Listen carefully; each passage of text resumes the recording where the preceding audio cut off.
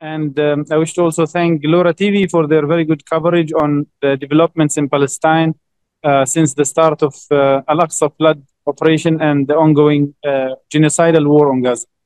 Of course, the most recent development is the assassination of Hamas chief Ismail Haniyeh, former Prime Minister of Palestine, and of course the very recent appointment or election of Mr. Yahya Sinwar to succeed him as the chairman of Hamas.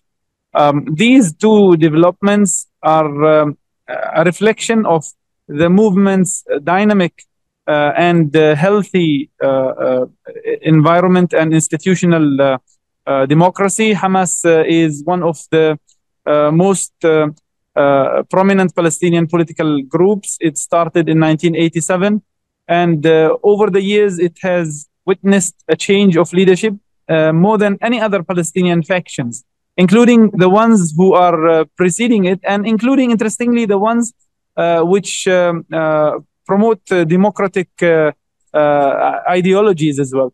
Hamas is the only Palestinian faction to have had three of its chairmen, for a former political bureau chief, Musab Marzouk, former political bureau chief, Khalid Mish'al, and the late Ismail Haniyeh. At the same time, many other Palestinian factions would only have a change of leadership in exceptional circumstances like the death of the group leader or the assassination. Now, the choice of Yahya Sinwar in a matter of few days by the Shura Council of Hamas is also a reflection that its institutions are still intact, in spite of what Israel would like to see. Israel has spent tens of billions of dollars in arms and propaganda to destroy Hamas. But what we see today, 10 months later, Hamas is still able to organize itself smoothly, to have a succession of leadership from one leader to another, and to continue its operations and continue its struggle. This is one very important point to highlight. I think this alone is a clear manifestation of Israel's failure. Netanyahu's government has put so much efforts in destroying Hamas and Gaza along the process, but the Palestinian resistance movement is telling him and the rest of the world that not only Israel has failed in its declared goal of destroying Hamas, but also the leaders of Hamas have chosen the most forward-thinking leader who has mooted the idea of Al-Aqsa flood and who has been orchestrating the resistance in Gaza since he took over the helm of the leadership in Gaza in 2017, all the way until Al-Aqsa flood in 2023. It's a very important message that Hamas leaders are sending to Israel and to the rest of the world.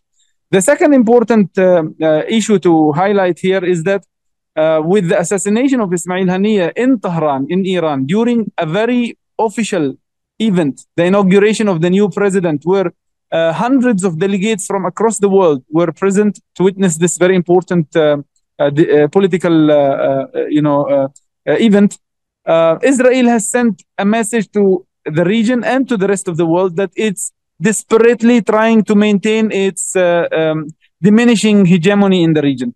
Now, we all know that Israel was the only regional power that for decades tried to portray itself as the regional hegemon. It was able to strike anywhere, anytime across the region. It is well known to have bombed Iraq, Syria, Iran, Yemen, Lebanon, you name it, other than Palestine, of course. It has also assassinated the Palestinian and other resistance leaders across the region, from all the way from Tunis in North Africa through the Middle East to all the way to Kuala Lumpur in Malaysia. So Israel has for many years tried to maintain the image of a regional hegemon. Now what's happening in the last 10 months? Everybody is striking Israel. Yemen is striking, Lebanon is striking, Iran is striking, Syrian groups, Iraqi groups, in addition, of course, to the Palestinians. Israel's so-called hegemony is over. And Israeli leadership is still in denial. And that's also important. This explains actually the policies of Netanyahu. And it's not an individual only desperate to stay in power. Of course, Netanyahu is a corrupt political leader who is desperate to stay in power. So he would like to continue to be assertive through destructive foreign policy. But also the whole Israeli elite, the Israeli security and military elite, which has to a large extent been the main arm in maintaining this regional hegemony. It is so desperate and still in denial, trying to tell the region and to tell its own population before anybody else that we are able to strike here and there. But there is a major difference here. When Israel assassinated, for instance, Al-Zawari in Tunisia, or Al-Mabhouh in Dubai, or Fadi al-Batsh in Kuala Lumpur, Israel was in a way or another safe. It continued to carry on business as usual. But when Israel assassinated Saleh al-Aruri in Lebanon and assassinated Ismail Haniyeh in Tehran and Fuad Shukr, of course, in Lebanon, it is unable to carry on with business as usual. It is now preparing for the last few days. It has been preparing for a retaliatory strike. This means a lot actually to observers of the region.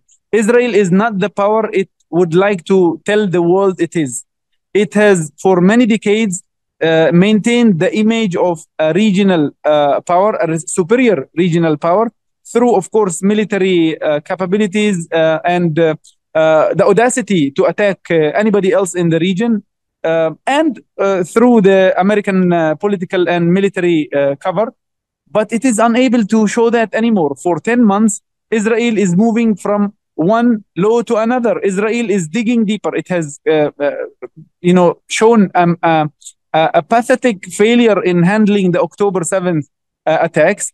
And it continues ever since to move from one failure to another. It moved into Gaza swiftly, and 6 or 7 months later, it is fighting in the same cities and towns where it started the war in Jabalia and Beit Hanun, and later in Khan Yunus. And today, 10 months later, it is still actually fighting in the same neighborhoods where it claimed it has destroyed the Palestinian resistance. So this is a very important point. We are witnessing a change in regional order. And finally, if I may touch on the effect of this on the global politics and the world order in general, while Palestine is a very, very small territory, the developments that are taking place in Palestine and the parties involved in the ongoing developments reflect that it actually has a direct impact on the global order. Of course, major events in world history could take place in the most in the strangest of places, or in the most odd circumstances. But this time around, it is happening in a very, I would say, logical place. Israel, for many decades, has enjoyed blind American support, and it has, to many people in the region and across the world, portrayed the nature of the global system, the world order, a dominant West, a strong Western imperialist power dominating the Middle East, and of course, since 1990 and the collapse of the Soviet Union, a unilateral world order. In the last few decades, there has been a lot of challenge to Israel's domination, but it was not a very successful challenge. But in the last 10 years, especially after the 2014 Israeli failure in Gaza, things have started to shift slowly. And in 2021, if you remember the Israeli confrontation in Gaza, it was the Palestinian resistance that actually took the initiative and struck in Israel first. In 2023, it was again the Palestinian resistance that took the initiative. And in 2024, we witnessed at least 4 or 5 major regional parties taking place in challenging Israel's place in the region. Of course, Israel's existence in the larger context.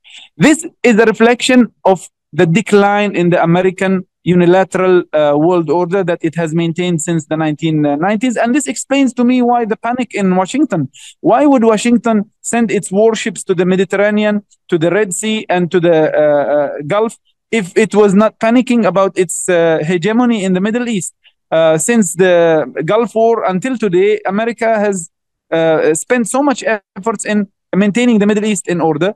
what is happening now since October 7th, 2023, all the way until today, is that Israel, the epitome of American and Western hegemony in the region, is collapsing. It is declining, maybe slowly for the last 10 years, but very, very rapidly in the last 10 months. And of course, for any rising global powers like Russia and China, this is very good news.